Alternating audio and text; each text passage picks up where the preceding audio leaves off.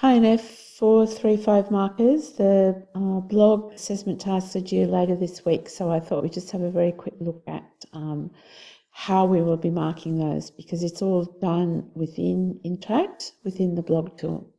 So here we go. We're on the home page of INF435. Hopefully you can all access this successfully. If you have any problems, please let me know.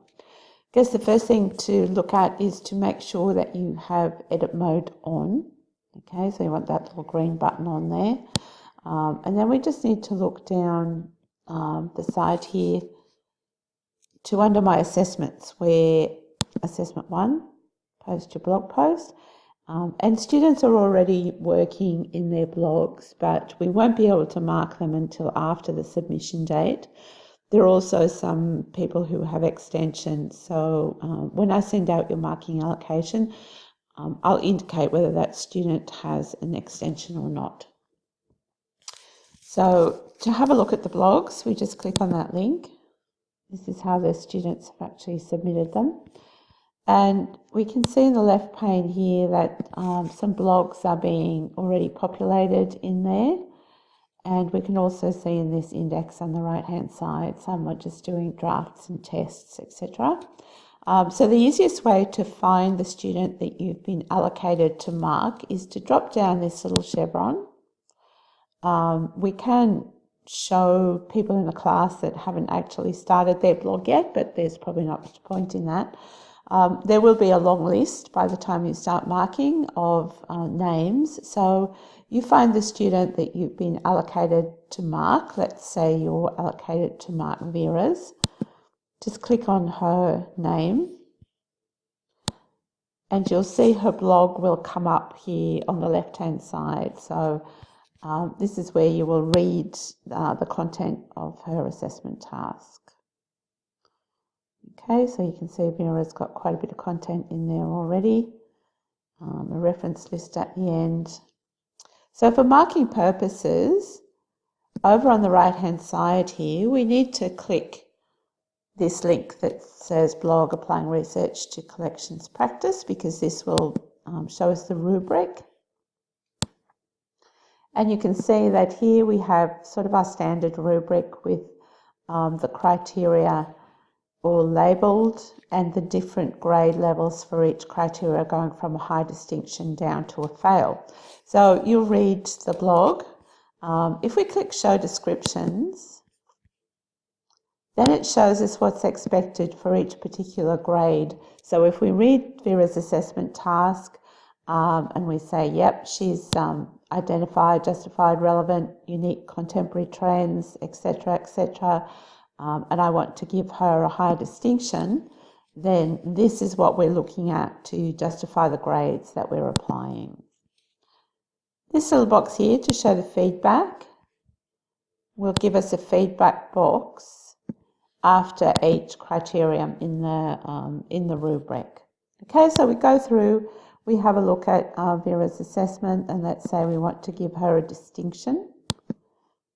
As soon as you click on the distinction, you'll see that you have a drop-down menu here, and that gives you the different levels that the distinction can be applied. So that would be a low distinction at 11.25 marks, right up here to 12.6, which would be a high distinction. Let's say it's a very good blog, and we give her that mark for that particular section of the rubric.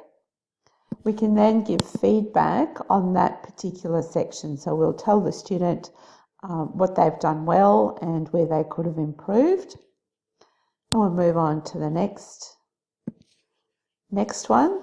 Okay, so let's say, the ability to exhibit ethical decision making and reasoning has been done at a credit level.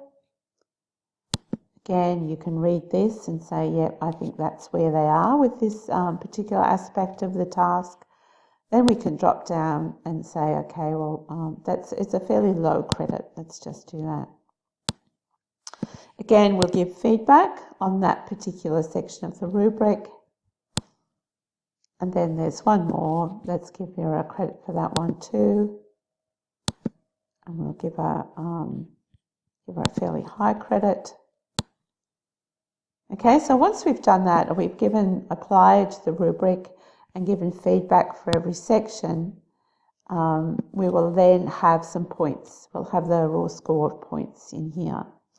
So the students don't actually see this until I release their grades. So until they're all marked, they won't actually see their mark on their blog.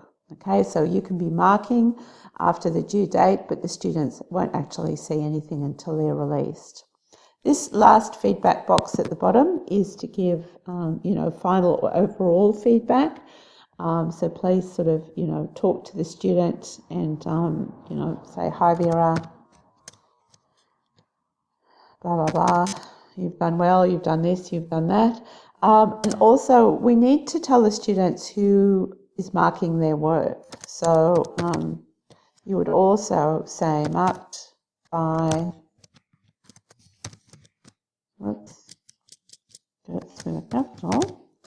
and then you'd include the date. Okay, so we have to let the students know who's marking the work. Once we've gone through and completed all the sections, then we need to save the rubric. Once you've done that and your marking is complete, you'll see another red button that is the submit button. So you need to submit that in order for it to populate into Grade Centre. And that's about it really. So I'll be sending some information out for you to help you with the marking. There looks like a really interesting selection of libraries that the students have been visiting, and I hope you enjoy reading about them. Of course, if you have any questions, don't hesitate to get back to me. Thanks.